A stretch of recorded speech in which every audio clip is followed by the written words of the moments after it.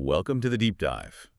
Today, we're plunging into a world where even the most secure-seeming digital devices can actually betray their secrets.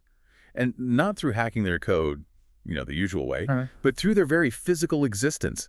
Imagine your smart home gadget, maybe your car's key fob, or even something critical like a medical implant, quietly broadcasting these, subtle, invisible clues to an attacker.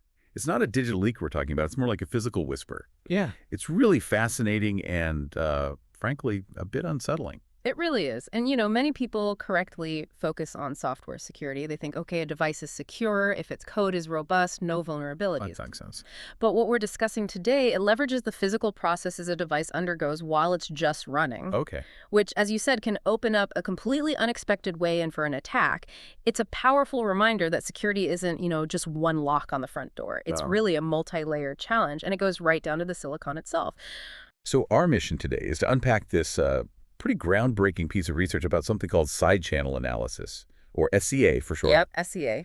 We're specifically focusing on how these tiny, almost imperceptible electromagnetic EM signals, combined with the, formidable power of deep learning, can basically be weaponized, used to extract cryptographic secrets from embedded devices. The researchers behind this work, they've given this approach a name, EMXDL. Bit of a mouthful. It is a mouthful, yeah. It stands for Cross-Device Deep Learning-Based Electromagnetic Side Channel Analysis. But the implications are huge. Absolutely. And crucially, we're not just looking at attacks in a perfect lab setting. This research dives into scenarios that are, much tougher. Very realistic, then. Much more realistic, yeah. Scenarios that were previously hard to crack. We're talking about situations with extremely low signal-to-noise ratios. Okay, low signal-to-noise. Yeah. Like trying to hear something faint in a really loud room. Exactly. It's like trying to hear a whisper in a hurricane. And also, the really complex challenge of successfully attacking a different physical device than the one you originally trained your attack model on. Ah, that sounds tricky. It is. And overcoming these real-world complexities is what makes this attack far more practical and, consequently, a much greater threat. So what does this all mean for, for you listening, whether you're a developer, maybe a consumer of smart tech, or just someone curious about the cutting edge of cybersecurity? We'll explore why the explosion of embedded devices, the whole IoT world, makes this particular type of vulnerability a critical concern for really all of us. We're going to break down, step by step, how researchers from Purdue University, Georgia Tech, and Intel Corporation meticulously tackled this problem.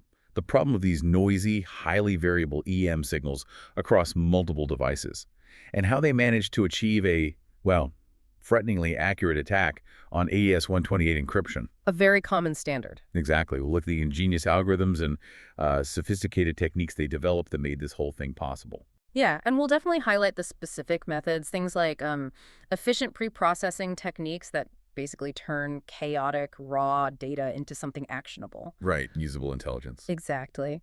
And a really novel algorithm for strategically selecting which devices to use for training. These elements were absolutely key to making these attacks work, even when the physical leakage is incredibly subtle. Like a ghost in the machine, almost. You're definitely going to get several aha moments today, I think. Realizing how what we normally just dismiss as device noise can actually be amplified and, turned into a critical security weakness. You'll also see how AI, particularly deep learning, is being used in some really surprising and powerful ways, both for attack, which we'll focus on, and sort of implicitly, for informing how we must design our defenses going forward.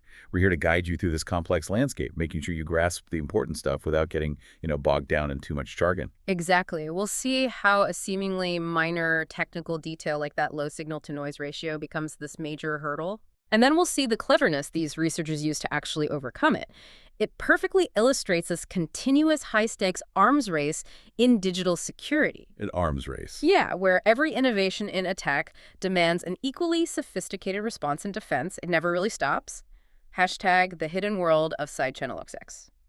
SCA. Okay, let's really unpack this fascinating world of side channel attacks. Because like we said, when most people think cybersecurity, it's malware, phishing, brute forcing passwords. Right, the usual suspects. But side channel attacks, they're fundamentally different. They don't try to break the crypto math or hack the software by finding flaws in the code itself.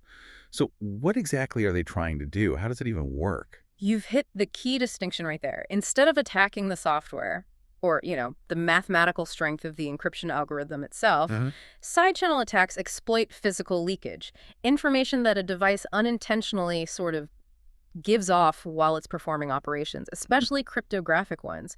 Think of it like leaving subtle clues behind without realizing it.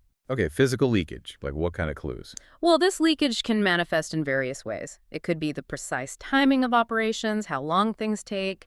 It could be tiny variations in power consumption, Hmm. even changes in acoustic emissions, the sounds it makes, believe it or not. Or, as we'll focus on today, electromagnetic radiation, EM radiation.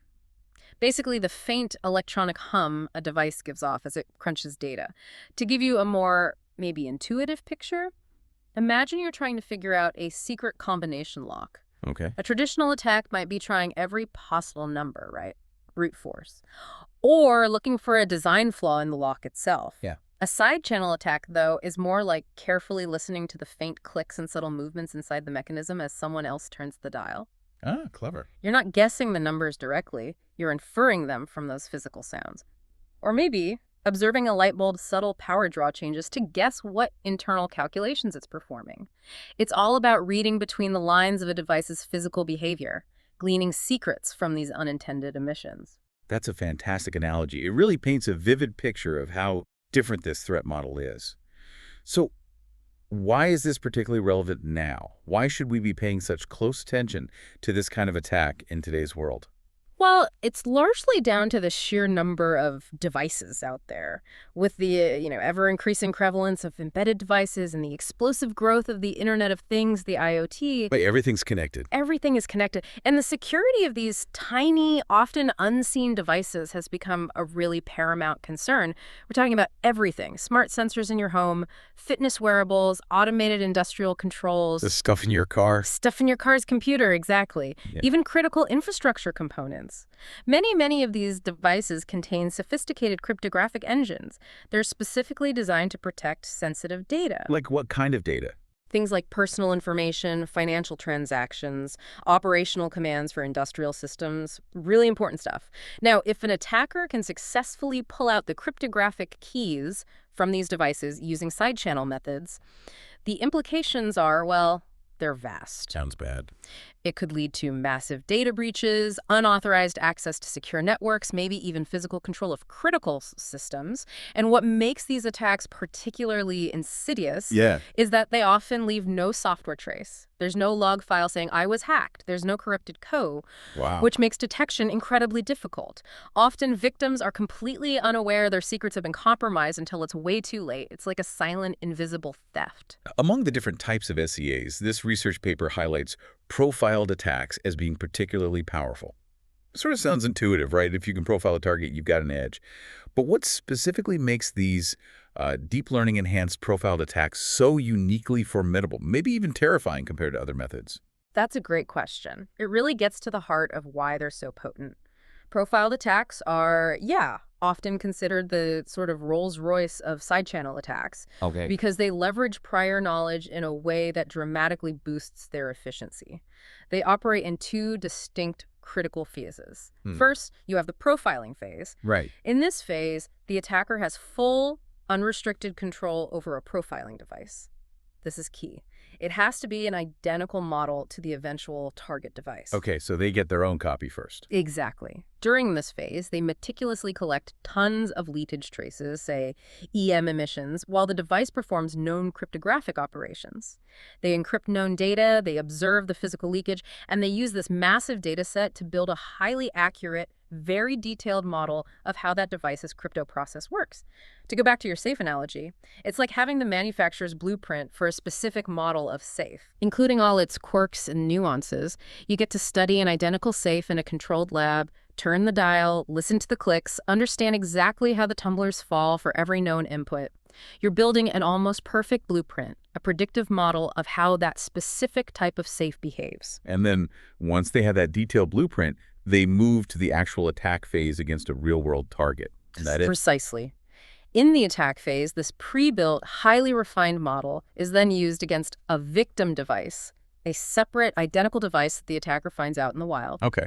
And because the attacker has such a detailed, accurate model from all that profiling work, they need far fewer measurements or leakage traces directly from the victim device to recover the secret information. That's the key. Fewer traces. That is the key. It drastically reduces the time and opportunity an attacker needs to have physical proximity or access to the target device. This is a massive advantage over non-profile attacks, things like DPA or CPA differential or correlation power analysis. Those need thousands, maybe tens of thousands, of traces directly from the victim to work. Wow. Profiled attacks are much more like surgical strikes, not these brute force data-hungry efforts. Now, the paper specifically zeroes in on EM side channel attacks. We mentioned power analysis earlier, which sounds kind of similar. How do EM attacks stack up against power analysis? What are their unique characteristics that made them the focus here? That's a really important comparison. While power analysis measuring the instantaneous power consumption of a device has been a cornerstone of SCA research for a long time, and it's incredibly effective. Right. EM-based attacks offer a significant, almost game-changing advantage for an attacker. Right. They are inherently non-invasive. Non-invasive. What does that mean practically? Think about the practicalities. Power attacks often require actually physically modifying the device. Like opening it up. Opening it up, yeah. Mm. Literally soldering wires onto its power lines or maybe inserting tiny resistors, called shunt resistors, to measure current fluctuations. This means cracking open the device, potentially leaving forensic evidence, and it often requires specialized hardware skills. EM attacks, on the other hand, can often be done remotely, or at least without any physical tampering. An attacker just needs to place a sensitive electromagnetic probe near the device. Just nearby. Just nearby, yeah. To pick up its electromagnetic radiation, this means the victim device doesn't need to be opened, altered, or sometimes even touched. This makes the attack far stealthier, much harder to detect, and significantly more practical for real-world scenarios. That stealth factor is truly a massive advantage. It's a very compelling reason for attackers to lean towards EM-based approaches when possible. Okay, so profiled attacks sound incredibly powerful, especially when you add deep learning into the mix.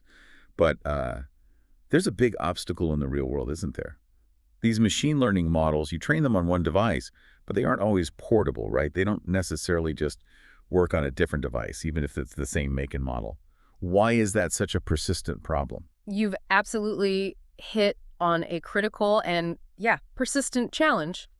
That portability issue is precisely why many profiled SCA attacks, even though they show amazing results in the lab, have struggled to become practical, real-world threats.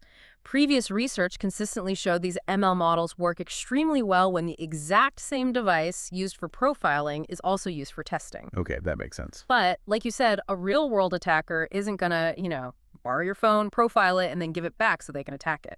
They'll profile one device they own or acquire, and then target a separate, identical device belonging to a victim. And this cross-device variation, as it's called, can drastically reduce the attack's effectiveness. Sometimes it makes the model almost useless, and this is critical because even if devices roll off the same manufacturing line, there are subtle manufacturing differences, tiny variations. Or manufacturing tolerance. Exactly, instance variations. It means each individual chip has its own unique physical characteristics. These tiny differences cause their electromagnetic signatures, their electronic hums, to differ in subtle but really significant ways. So an ML model meticulously trained on the precise EM leakage patterns of device A might not generalize well to the slightly different patterns coming from device B. Overcoming this fundamental cross-device variability was a crucial problem that needed solving for these attacks to be truly practical. So we've got this inherent individuality of each device as a massive hurdle. But as if that wasn't tough enough, the researchers also had to deal with what you mentioned earlier, low SNR, a low signal-to-noise ratio. Can you explain that a bit more? What does low SNR mean for these tiny EM signals, and why does it make an attacker's job so incredibly difficult? Yeah, absolutely. So think of the signal as the useful bit, the information-carrying leakage about the crypto operation, that faint modulated hum that actually reveals parts of the secret key. Okay. The noise is basically everything else. Environmental interference from other electronics, random electrical fluctuations within the chip itself, and Critically, those device-to-device variations we just talked about, they add another layer of unwanted chatter on top of everything. Ah, so the variation is part of the noise problem. It contributes significantly to the noise floor, especially in a cross-device scenario, yes. And many prior studies on ML-based SCA conveniently assumed or focused on high SNR scenarios where the signal was clear and loud relative to the noise. But imagine, going back to the analogy, trying to pick out a specific whisper from across a huge, incredibly loud, busy concert hall. That's your low SNR situation. Right. Your ability to accurately identify that whisper, the precious signal, is profoundly diminished by all the surrounding chatter, the noise.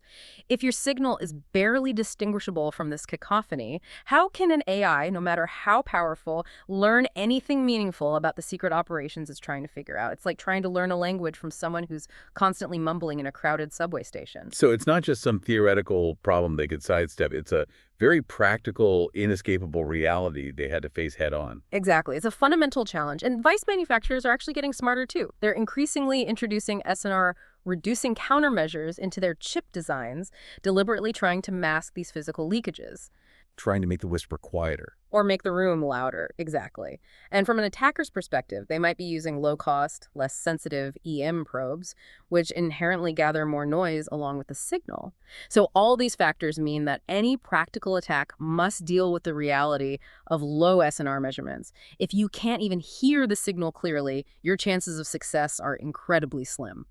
The paper actually has some pretty stark data comparing the SNR for power versus EM traces. And the findings really hammer home this point, don't they? Right. What did they find when they looked at these side-channel SNRs across multiple devices? The difference they found is, yeah, absolutely stark. It really drives home the challenge for EM attacks. When they calculated the side-channel SNR using their specific definition, which accounts for both environmental noise and those inter-device variations, Right. the SNR across a random selection of 7 devices for power traces was pretty decent, 19.6 dBs. Now, for the equivalent EM traces from those same 7 devices, the SNR just plummeted to a mere 3.1 dB. Wow, 19.6 down to 3.1, that's huge. It's a gargantuan difference. To put that in perspective, remember that decibels are logarithmic. Every 3 dB drop roughly halves the signal power relative to the noise. So going from nearly 20 dBs down to just over 3 dBb means the signal is dramatically weaker and much, much harder to pick out. The key insight here, and this is really crucial, is that while a single device might show somewhat comparable SNR for both power and EM in isolation, the moment you start looking across multiple devices, Yeah. adding more devices drastically lowers the EM SNR much more than the power SNR.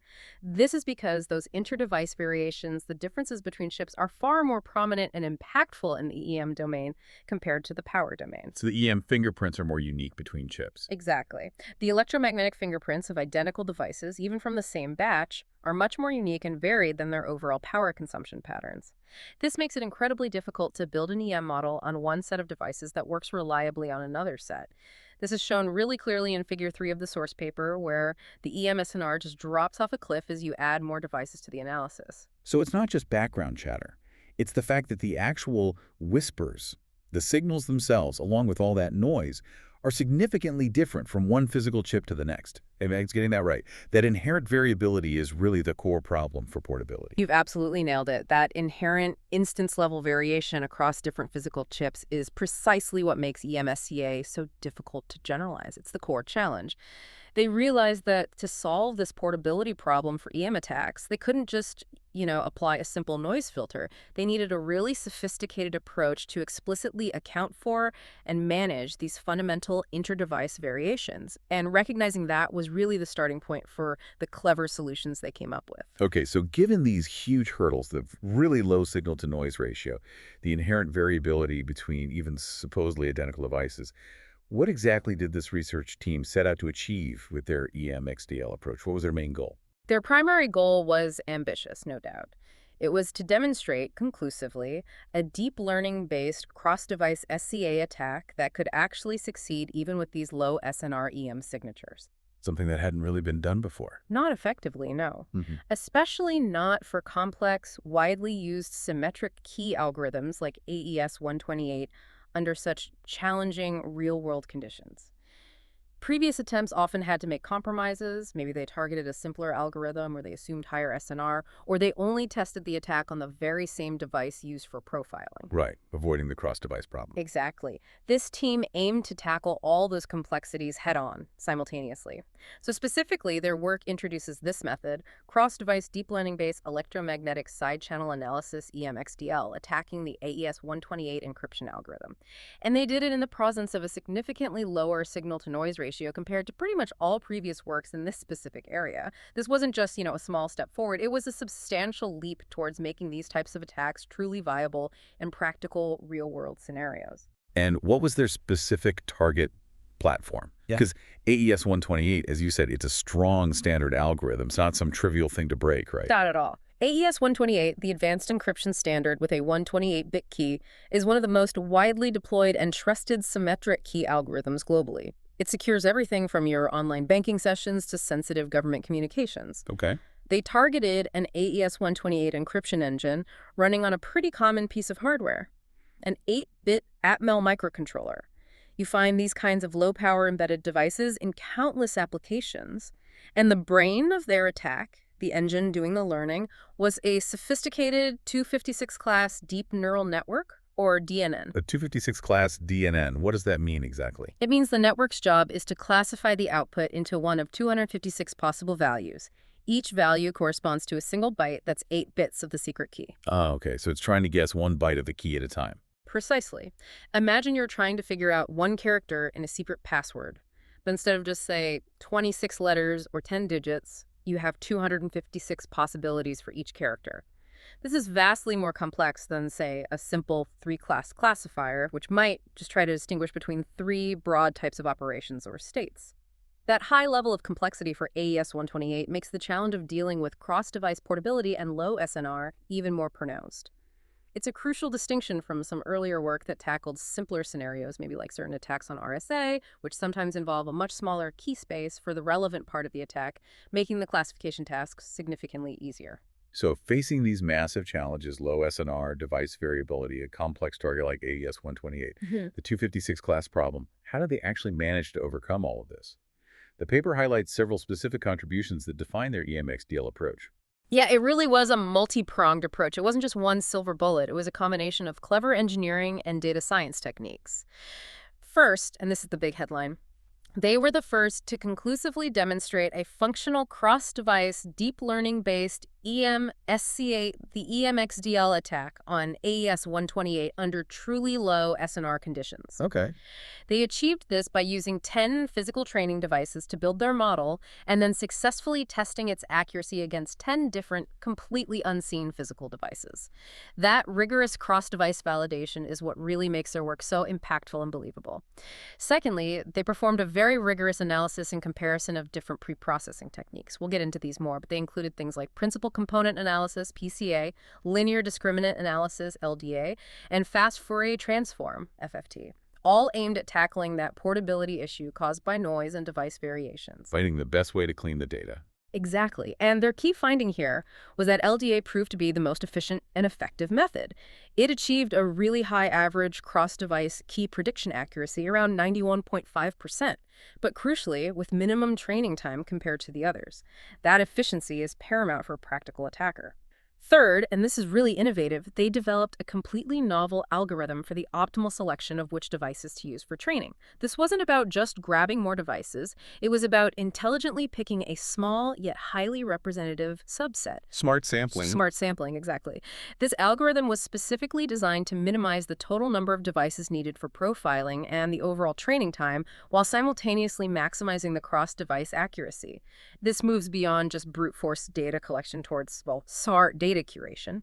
And finally, they proposed an efficient end-to-end SCA leakage detection and attack framework using their whole EMXDL methodology. They showed that an attacker could achieve high confidence in recovering the key bytes using fewer than 20 averaged EM traces from a victim device. Fewer than 20, that sounds incredibly low. It's remarkably low, especially considering the conditions.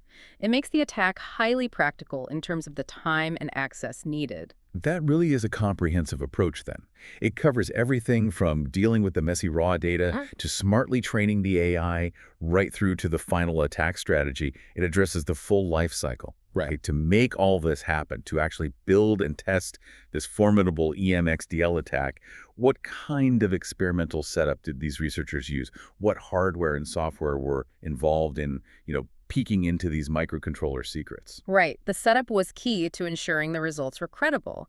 It was meticulously designed to be both rigorous and realistic. They started by collecting EM traces from a set of 28-bit at-mega microcontrollers. The target devices. Exactly, target devices. These are extremely common, low-cost embedded processors found in tons of gadgets. To actually capture the faint EM signals, they utilize the popular Chip Whisperer platform. Ah, Chip Whisper. Yeah, I've heard of that. Yeah, it's widely used in the side-channel research community. Specifically, they used a CW light capture board. For the actual sensing of the electromagnetic radiation, they employed an off-the-shelf H-field sensor. Think of it like a tiny coil antenna, about 10 millimeters in diameter. Yeah. And they combined that with a 40 dB wideband amplifier to significantly boost those incredibly faint EM signals, making them measurable. The microcontrollers themselves were running a standard software implementation of AES-128, clocked at 7.37 megahertz.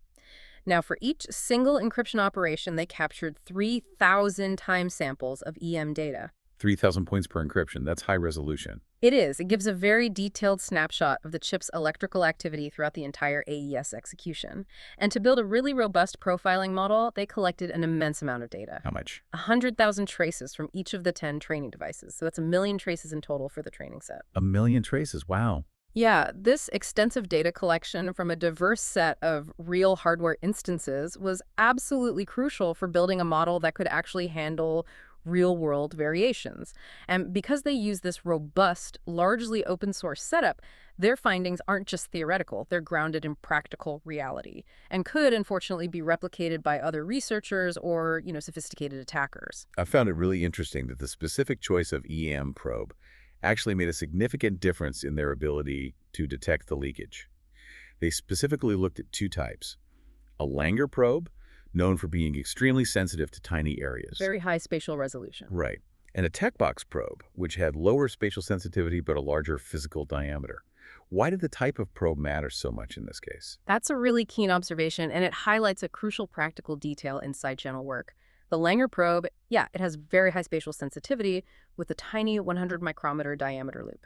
It can pinpoint leakage to an incredibly small area on the chip surface, almost like using a magnifying glass. The TechBox probe, in contrast, has lower spatial sensitivity. Its loop is much larger, 10 millimeters in diameter, so it captures signals integrated over a wider area, more like using a wide-angle lens instead of a zoom lens. Now, the reason this choice was critical comes down to the nature of their target, a software implementation of AES-128. Software versus hardware. Exactly. In a software implementation running on a general-purpose microcontroller, the side-channel leakage isn't tightly localized to one tiny specific hardware block like a dedicated AES accelerator chip might have. Instead, the leakage tends to be spread out across a broader area of the chip as different parts of the processor registers, ALU, memory bus, get involved in executing the software instructions. So the pinpoint accuracy wasn't helpful. It wasn't actually helpful here, no. The ultra-high spatial sensitivity of the Langer probe didn't offer much benefit in rejecting noise because the signal itself was spread out. In fact, the larger TechBox probe, by integrating signals over that wider area, actually detected a much higher level of overall leakage signal. They quantified this using a statistical measure called a t-value, which basically indicates the strength and consistency of the leakage signal. Right, how clear the whisper is. Exactly. The TechBox probe measured a t-value of 22 for the side channel leakage. The Langer probe only measured a t-value of 8. 22 versus 8, that's a big difference. It's a huge difference. A t-value of 22 indicates a robust, clear, and statistically significant signal, much easier to exploit reliably. A value of 8 is significantly weaker, much closer to the noise floor. So this made the TechBox probe the preferred choice for this study. It simply provided stronger, more exploitable signals to feed into their deep learning model, even though it was less spatially precise. It was about maximizing the signal captured, not just pinpointing its exact origin. Okay, so once they had these rich EM traces captured with the better probe, how did they actually design their deep neural network, the AI brain of the attack, to process them and pull out those key bytes? What did that network architecture look like? Right, the DNN architecture was crucial. They built a powerful 256-class, fully connected network. Remember, its ultimate goal was to pick the correct one out of 256 possible values for each byte of the secret key. Okay. The input layer itself was massive, 3,000 neurons. This directly mirrored the 3,000 time samples they collected for each EM trace. So it's taking in a huge amount of raw, high-dimensional data for every single trace. Wow. This complexity basically dictated the need for several hidden layers to process the information effectively. They used 3 hidden layers. These layers had 100, then 1,024, and finally 512 neurons, respectively. These layers allow the network to progressively learn and extract more abstract and meaningful features from that noisy, complex EM data. Kind of refining the signal internally. Exactly, refining it, finding the patterns. And finally, it all culminated in the 256 neuron output layer, where each neuron represented one possible key byte value. The neuron with the highest activation would be the network's guess. Now, to make this training work well, and crucially to prevent overfitting, that's where the model learns the training data too perfectly but fails on new, unseen data. Right, can't generalize. Exactly. They incorporated several standard but important deep learning techniques. They used rectified linear unit, or ReLU, activation functions, which help the network learn nonlinear patterns. They used batch normalization, which helps stabilize and speed up training. And they used dropout layer. Dropout, what's that? Dropout randomly deactivates a fraction of neurons during each training step. It sounds weird, but it forces the network to become more robust and less reliant on any single neuron or feature, improving generalization. They use the Atom optimizer for the actual training process, starting with an initial learning rate of 0.005, which they let adapt as training progressed. Through careful experimentation, they found an optimal dropout rate of about 0.45, and that around 1,024 neurons was best for that large second hidden layer. So they really meticulously tuned the network architecture for this specific, challenging task. And the million-dollar question. Without any of that fancy pre-processing we talked about earlier, if they just fed the raw EM traces directly into this powerful, carefully tuned DNN, how well did it actually perform? Yeah, this is where it gets really, really interesting. It perfectly underscores why their full approach, including pre-processing, was so necessary when the raw EM traces straight from those 10 training devices were fed into the DNN without any pre-processing. The results were, well, abysmal. Yeah. The validation accuracy remained incredibly low. It stayed below 1%, even after 100 full epochs of dedicated training time. Below 1%, that's barely better than guessing. Exactly. A random guess for 1 out of 256 classes would give you an accuracy of about 0.39%. So the DNN, despite its complexity, was performing only marginally better than pure random chance. Even when they tried averaging 20 traces together, a common technique to reduce noise, the raw time domain EM traces still yielded less than 1% test accuracy. Wow. This clearly and decisively demonstrated that raw EM signals, especially in this kind of low SNR cross-device scenario, are simply too noisy, too complex, and too variable for even a sophisticated deep neural network to learn anything meaningful from directly. It highlighted the absolute, undeniable necessity of effective pre-processing. They had to clean up and simplify the data first to make any sense of that chaos. Okay, so raw EM data was a complete non-starter. That really drives home the point. This means they absolutely needed intelligent ways to clean up and simplify the data before it hit the DNN. The paper talks a lot about dimensionality reduction. For our listeners, what exactly does that mean in this context, and which specific techniques did they explore to tackle this data overload? Dimensionality reduction is, essentially about intelligent summarization. Imagine you have that incredibly long, detailed report, maybe 3,000 pages of raw observations, like our 3,000 time samples per trace. Right. Dimensionality reduction techniques transform that high-dimensional raw data into a much smaller, more manageable set of key points or features. But the trick is they do this while trying to retain the most important leakage-related information. It's like distilling a dense novel down into a compelling summary that captures the core plot without losing the essential details. Okay, simplifying without losing the important step. Exactly. They specifically looked at 2 widely used techniques for this: principal component analysis, or PCA, and linear discriminant analysis, or LDA. Let's start with principal component analysis, PCA. Its core function is to find new ways to look at the data. It transforms the input samples into their principal subspace by identifying new, uncorrelated features that capture the maximum variance within the data. Maximum variance. So where the data changes the most. Precisely. Think of it like this. If you have a cloud of data points, PCA tries to find the directions or axes along which the cloud is most spread out. It identifies the dominant trends, the dimensions where the most activity or variation is happening across all the data points. It's great for understanding the overall structure, for seeing the big picture. For their EM data, PCA did a pretty good job. It managed to reduce the optimal number of features needed from that initial 3,000 down to around 250. Still 250 features, though. Still 250, yes, but much better than 3,000. And when they combined PCA pre-processing with averaging 20 traces, it achieved excellent cross-device test accuracy over 90%. So it worked. But there's always a but. But its limitation was computational costs. It required significantly longer training times for the DNN, around 1,000 seconds in their tests to reach that optimal accuracy. So effective, but slow. Okay, so PCA works but takes time. What about the other one, LDA? Right, linear discriminant analysis, LDA. This is where things got really efficient, and it turned out to be the champion here. Unlike PCA, which just focuses on maximizing overall variance, LDA has a much more specific and powerful goal, especially for classification tasks like this one. What's his goal? LDA achieves dimensionality reduction by explicitly trying to maximize the interclass separation. Separation between the key byte classes. Exactly. If you imagine those 256 possible key byte values as different colored groups of data points, LDA isn't just looking for the directions where the points are most spread out overall. It's actively trying to find the best projection, the best viewpoint that makes the red group look as distinct as possible from the blue group and the green group and so on. It's specifically designed to find the features that are most effective at telling those 256 classes apart, even if those features don't happen to be the ones with the absolute highest overall variance. Ah, so it's tailored for classification. Perfectly tailored. And this focused approach made LDA remarkably efficient. Get this. It reduced the optimal number of features needed to a mere 10.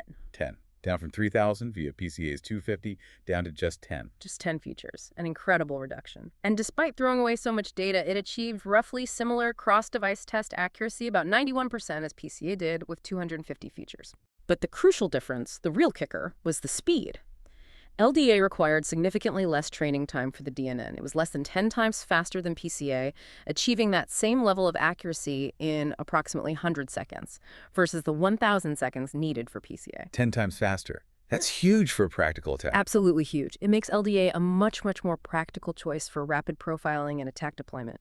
It transforms a computationally heavy task into something far more feasible. That choice of algorithm really made a drastic impact on efficiency. That's a truly stunning difference. 10 features, 10 times faster, similar accuracy. It makes LDA sound almost too good to be true. Are there any potential downsides? Does focusing so tightly on just separating the classes mean it might miss other subtle but maybe useful information that PCA might still capture? That's an excellent, critical question. And yes, there are always trade-offs in these techniques. While LDA is incredibly powerful for classification like this, its laser focus on interclass separation means it might indeed be less effective for other types of analysis, like maybe anomaly detection, where you care more about the overall structure of the data, not just the boundaries between known groups. Okay. If the underlying data distribution is highly nonlinear, or if the classes themselves are intrinsically overlapping in very complex ways, LDA's linear assumptions might struggle a bit.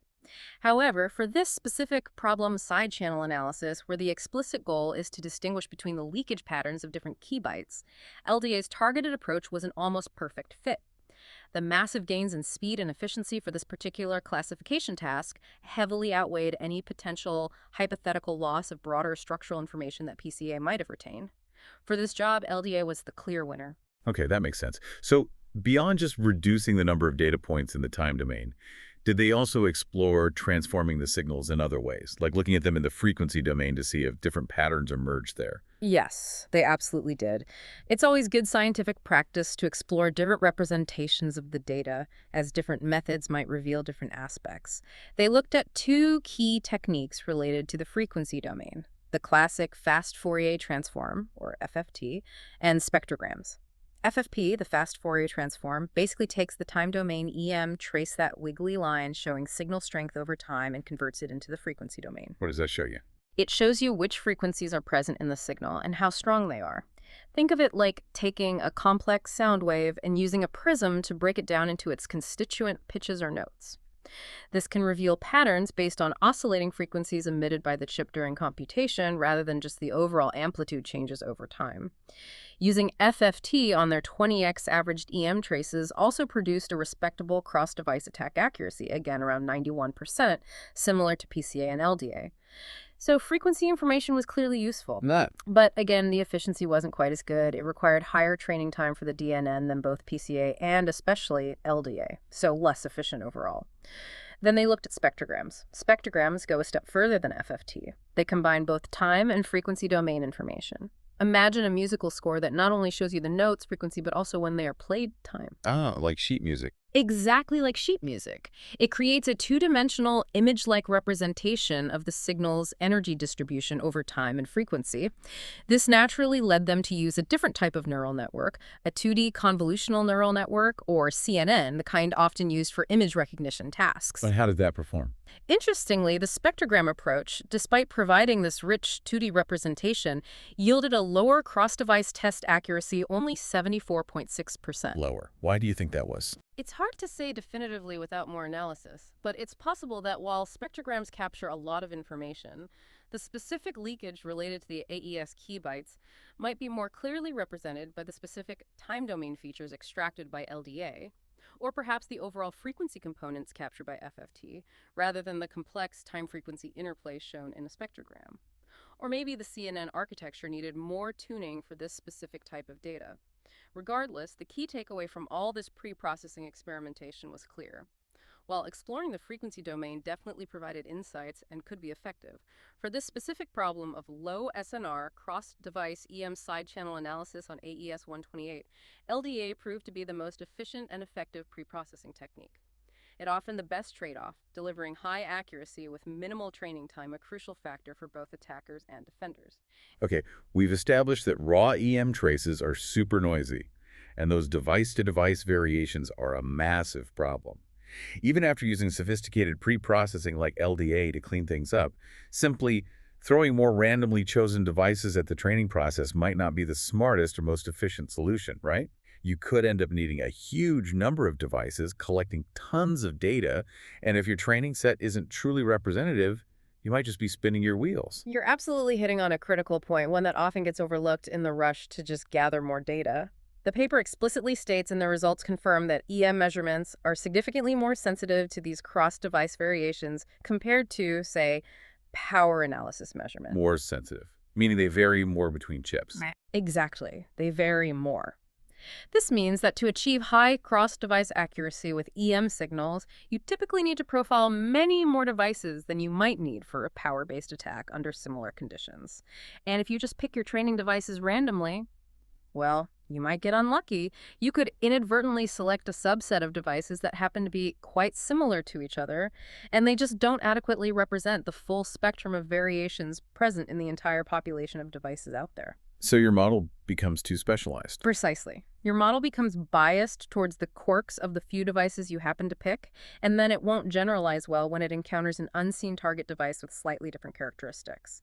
They illustrated this really dramatically in the paper. They tried training their EM-XDL model using random subsets of just 6 devices, and then they tested the resulting model against the 14 remaining devices they had. The average cross-device test accuracy they achieved varied wildly depending on which 6 devices were chosen randomly. How wow. It swung from as low as 10% accuracy, basically useless, to as high as 75% accuracy just by changing the random combination of 6 training devices. Wow, that's a huge range just based on luck of the draw. It's enormous. This clearly showed that the choice of which specific physical devices make up your training set is absolutely not trivial. It profoundly impacts the model's performance and ultimately the practicality of the attack. It really hammered home the point. It's not just how much data you have, but which data you use to train your AI. Quality and diversity matter. So it's not just about quantity, it's about the quality and, crucially, the diversity of that training data. This raises a really important practical question. How do you intelligently select a small, yet highly representative set of training devices to build a truly robust model? a model that can generalize effectively to any unseen device it might encounter. This is where their really clever bivariate POI-based device selection algorithm comes into play. They call it Algorithm 1 in the paper. It's a novel and, I think, quite elegant approach specifically designed to intelligently select the training devices. The goal is twofold. Maximize the resulting cross-device test accuracy, while simultaneously minimizing the number of devices you actually need to profile. It's an optimization strategy for building the best, leanest training set. Okay, bivariate POI-based device selection, how does it actually work? Can you break it down for us? Yeah, let's walk through it step by step because the logic is quite neat. First, the algorithm identifies two specific points of interest, or POIs, within the EM traces. Points of interest, how does it find those? It looks for the time samples, specific moments during the encryption where the EM activity shows the most significant variation that's related to the actual cryptographic operation being performed. Technically, it looks for points with the highest difference of means between traces corresponding to different key byte hypotheses. These POIs are essentially the moments where the chip is leaking the most useful information about the key byte being processed. Okay, find the most revealing moments in time. Exactly. Step 2. For each device you have available for potential profiling, the algorithm calculates the average value of these two POIs across all the traces collected from that specific device. This creates a unique pair of numbers, let's call them EPOI1, EPOI2, that acts like a distinctive signature or fingerprint for that device's specific leakage behavior at those critical moments. So each device gets its own coordinate pair, like on a map. Precisely. Think of it exactly like that. Each device is plotted on a 2D map based on its leakage characteristics at those two key points in time. Step 3. They just pick one device arbitrarily to start the training subset. You need a starting point. Makes sense. Step 4, and this is the iterative core of the algorithm. In each subsequent step, it calculates the average POI pair, the center point, if you like, of all the devices currently included in the training subset. Then, it searches through all the devices not yet included and identifies the one whose POI pair is maximally distant furthest away on that 2D map from the current average of the training set.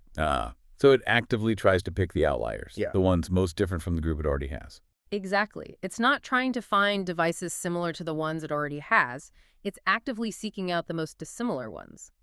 The logic is that by picking devices that are as far apart as possible from the center of mass of the devices already chosen, you ensure that the training set maximally spans the entire distribution of device variations. You cover as much of the potential device landscape as possible with the fewest number of samples. It's a really smart way to guarantee diversity and representativeness in your training data.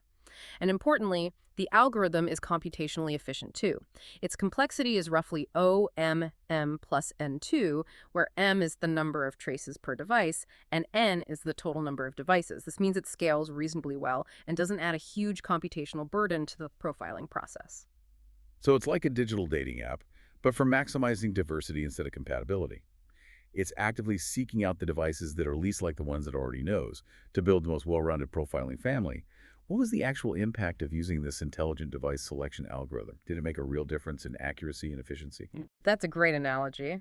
And yes, the impact was truly compelling. It wasn't just a theoretical improvement, it made a significant practical difference. This is shown very clearly in Figure 14 of the source paper. Using this algorithm to strategically choose the training devices consistently yielded higher cross-device accuracy, better EM-XDL performance for any given number of training devices compared to just selecting them randomly. Higher accuracy with the same number of devices. Yes. Or, put another way, to achieve a certain target level of cross-device test accuracy, this intelligent algorithm required between 20% to 40% fewer training devices compared to relying on random selection. 20 to 40% fewer devices. That's a huge saving. It's a dramatic reduction in the profiling effort, the data collection time, and the overall cost for an attacker, or even for a defender trying to evaluate vulnerabilities. It means you need to acquire and meticulously analyze significantly fewer physical devices to build a robust, generalizable model. They also did a nice validation check. They tried the opposite strategy, intentionally training with devices that were closest on that 2D map to the current training set average. And as expected, this resulted in significantly lower cross-device test accuracy, often performing even worse than purely random selection. This clearly validated their core strategy. Choosing dissimilar devices is key to maximizing the model's ability to generalize to unseen targets. This is a really critical insight for anyone involved in practical side channel work, Whether attacking or defending, understanding that diversity in the training data is absolutely paramount for generalization is fundamental. Okay, so the EMXDL model is now trained using intelligently selected devices and efficient pre-processing like LDA. It's primed and ready. What's the final crucial step? How does a real-world attacker actually use this sophisticated model to pull out a secret key from a completely unseen target device? That feels like the moment of truth. This is indeed the culmination, yeah. The end-to-end attack strategy in action. Once that powerful DNN model is trained and validated, the attacker's main goal becomes surgical precision. They want to break the secret key using the absolute minimum number of traces collected from an identical but previously unseen target device. Right. They'll typically start by performing a kind of reconnaissance mission on the surface of the target microcontroller. Imagine creating a high-resolution leakage map of the chip. They might systematically scan the surface, maybe defining a fine virtual grid, say 10 by 10, over the chip packet. Like coordinates on a map. Exactly. They place their EM probe carefully at each tiny intersection on this grid and collect several traces, maybe 20 averaged traces, as the paper suggests. Each point on this grid, even if it's just a millimeter away from the next, could yield slightly different leakage information due to the underlying circuitry. So they're hunting for the best spot. They're hunting for the hot spot. This painstaking scanning process allows them to build a detailed heat map of the device's EM emissions.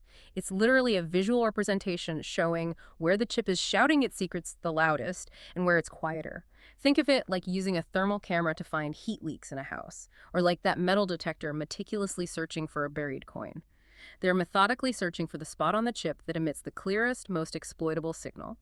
Figures 15A and B in the source paper actually show visualizations of this leakage mapping process. So once they've scanned the chip and created this detailed leakage map, how do they definitively know where the sweet spot for the attack actually is? How do they pinpoint the most vulnerable location? By taking the traces collected at each point on that grid and feeding them into their pre-trained EMXDL model. The model attempts to classify the key byte based on the leakage from that specific location.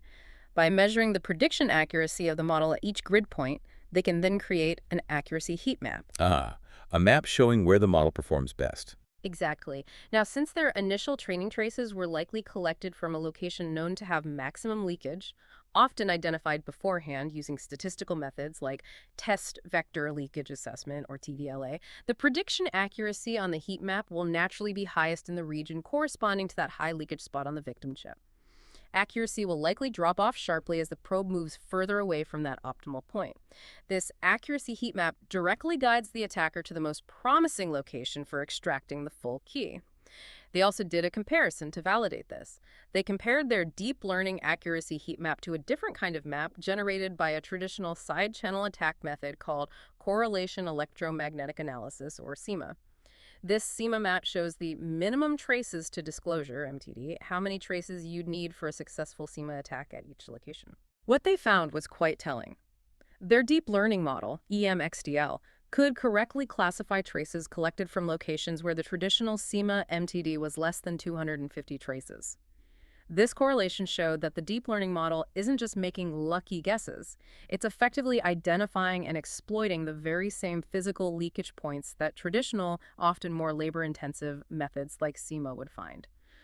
But the key difference is that the EMXDL model can potentially do it with higher confidence and, crucially, using significantly fewer traces once the location is identified. It streamlines the whole attack process. Knowing where the leakage is strongest is obviously critical. But how does the attacker know if their prediction for a specific key byte is actually reliable? Especially in a real-world attack, you need to be sure. How do they gauge their confidence in what the model is telling them? This confidence metric is absolutely crucial for a practical attack. It moves beyond just getting a single prediction to achieving operational certainty. An attacker can query their trained EMXDL model multiple times using different sets of average traces collected from that sweet spot on the test device. The key isn't just seeing which key byte value gets predicted most often, but looking at how much more often it gets predicted compared to the next best guess. Okay, so it's about the margin of victory. Exactly. If genuine, strong leakage is truly present at that location, and the DNN was well trained on similar leakage patterns, the correct key byte value will be predicted significantly more frequently, and with a much higher probability score from the network than any of the other 255 incorrect possibilities. The softmax function in the final layer of the DNN plays a critical role here. Softmax converts the raw output scores from the neurons into probabilities that sum to 1. Because of its exponential nature, if the DNN is truly confident about one particular key byte, the probability assigned to that byte will be dramatically, often exponentially, higher than the probability assigned to the second highest guess. Ah, so a big gap means high confidence. A big gap means high confidence. Figure 15D in the paper illustrates this beautifully. At a high leakage location, the bar chart showing the frequency of predicted key byte values shows one bar, the correct key, towering over all the others. The gap between the highest bar and the second highest bar is very distinct. Conversely, at a low leakage location, the bars are all much closer in height. There's no clear winner indicating low confidence. This quantifiable ratio between the frequency or probability of the first and second most common predictions serves as a direct, tangible measure of the attacker's confidence. With this confidence measure, an attacker can confirm they are indeed sampling from a point of high leakage and can confidently accept the predicted key byte. They could even use this to further refine the location, perhaps dividing the chip surface into quadrants and checking the confidence in each to quickly pinpoint the area with the absolute highest leakage and confidence. It adds a layer of certainty to the attack. Hashtag tag the broader implications of future landscape. Wow. Well, we've certainly covered a lot of ground today. To try and bring this all together, what does this EMXDL attack truly represent in the grand scheme of things in the dynamic and, frankly, somewhat scary landscape of embedded device security? What's the biggest takeaway here? I think this work represents a really significant milestone. It successfully demonstrated a practical, cross-device, deep learning-based EM side-channel attack targeting a robust, widely used symmetric key encryption engine AES-128. And it did so under incredibly challenging, realistic, low SNR conditions. That's the combination that's so Right, important. the real-world conditions. Exactly. By utilizing that sophisticated 256 class DNN combined with averaged EM traces from 10 diverse training devices, and absolutely critically, using dimensionality reduction-based preprocessing like LDA, the model achieved remarkable accuracy, around 91.5% single trace, average trace that is, attack accuracy against a completely different set of 10 unseen test devices. And it achieved this needing fewer than 20 averaged EM traces from the victim. This unique combination of factors, the complex algorithm target, the difficult low SNR EM channel overcoming cross-device portability, and requiring minimal victim traces is what truly sets this research apart and makes it so noteworthy. How does this achievement stack up against other related research in the field? The paper includes a comparison table, which is helpful, and it really seems to put EMXDL's success into perspective. Yeah, it's absolutely vital to understand the context because that's where the innovation truly shines. Many previous works, while valuable, often operated under less challenging and therefore less realistic conditions. Oh. Well, for instance, some earlier studies targeted simpler algorithms, maybe certain aspects of RSA implementation, which often involved a much smaller classification task for the AI, sometimes only needing to distinguish between three classes, which is far, far easier to train reliably than a 256 class classifier needed for guessing AES key bytes. That was the case in the work by Carbone and colleagues mentioned in the paper. Others focus primarily on power side channels. And as we've discussed, power signals inherently tend to have a much higher signal-to-noise ratio than EM signals, making the leakage significantly easier to detect and exploit. The work by Des and others falls into this category. So easier signals to work with. Generally, yes. Still challenging, but often less noisy and variable than EM. Then there were other studies that did use EM signals and targeted a 256 class problem like AES, but they often required significantly more traces from the actual test device to succeed. For example, the work by Montminy and colleagues needed around 500 traces from the victim device to average out the noise and variation sufficiently. 500 traces versus fewer than 20. That's a huge difference in practicality. It's an order of magnitude difference. That drastically changes the feasibility of an attack in a real-world scenario where access time might be extremely limited. This EMXDL work stands out precisely because it tackles the full spectrum of complexity simultaneously. The strong AES-128 algorithm, the inherently difficult EM side channel with its low SNR, the critical hurdle of cross-device portability, and achieving high accuracy with a minimal number of victim traces. The novel device selection algorithm and the efficiency gains from using LDA preprocessing were absolutely key ingredients in making this confluence of challenges solvable. It's a really comprehensive solution to a multifaceted, hard problem. This research obviously has major implications, not just for potential attackers refining their techniques, but perhaps even more importantly for the defenders, the engineers, and security architects tasked with securing our digital world. What do the authors themselves suggest as future directions for this work, both in terms of potentially making the attack even stronger and also for informing better defense strategies? That's right, they look at both sides. For attackers, or perhaps for security evaluators wanting to test defenses more rigorously, they suggest making the end-to-end EMXTL attack even more generalized and efficient. Currently, as we discussed, it involves scanning the chip surface to find that location of highest leakage. Right, the hotspot hunting. Exactly. Future work could involve training the DNN not just with traces from a single optimal point, but with traces captured from multiple different locations across the chip surface during the profiling phase. The idea is to make the model less sensitive to the exact probe position. So the model would learn to recognize leakage from various spots. Precisely. This could make the attack significantly faster and more efficient during the actual attack phase, as the attacker might not need to spend as much time meticulously detecting the single optimal leakage location first.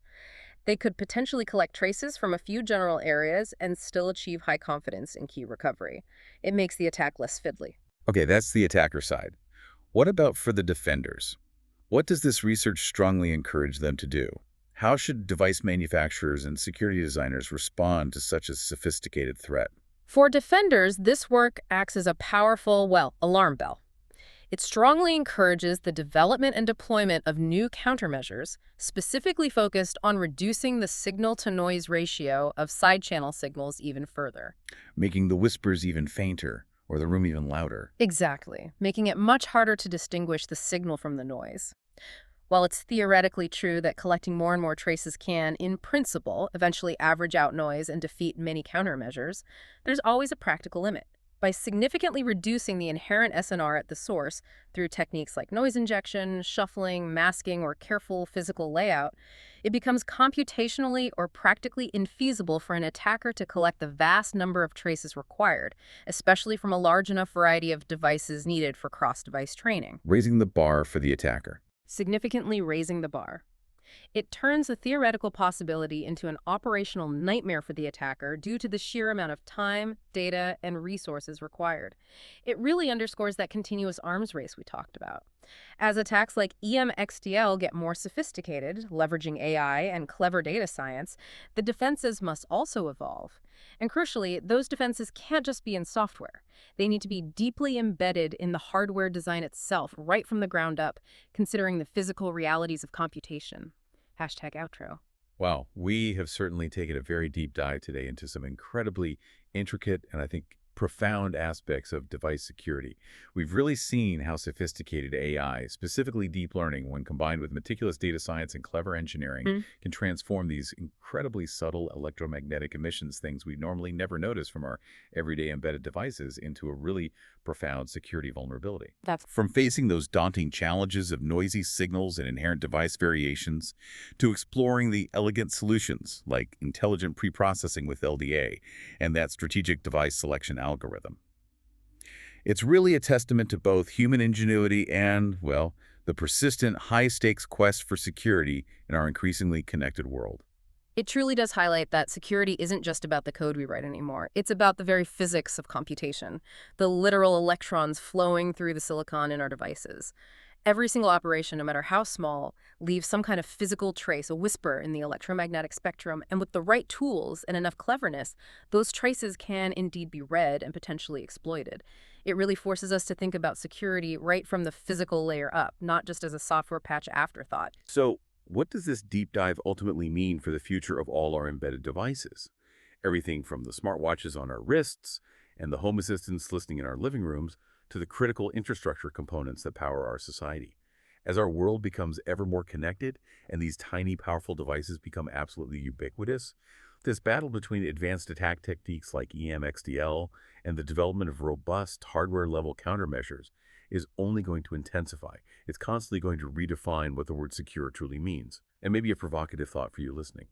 What role will you play in understanding, perhaps questioning and advocating for the robust security of these often unseen digital components that increasingly power our modern lives? How much do you, or should you, trust that your device isn't silently whispering your secrets? That ability to extract secrets from devices without physical tampering, just by listening nearby, it really means we have to rethink our security paradigms at a fundamental level.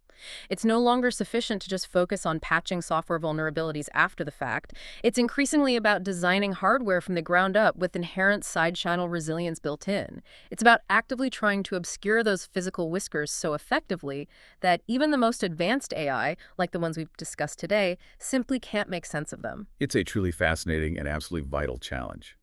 We hope this deep dive has given you some surprising insights, maybe raised some important questions, and definitely given you a lot to chew on. Until next time on the deep dive, stay curious and try to stay secure.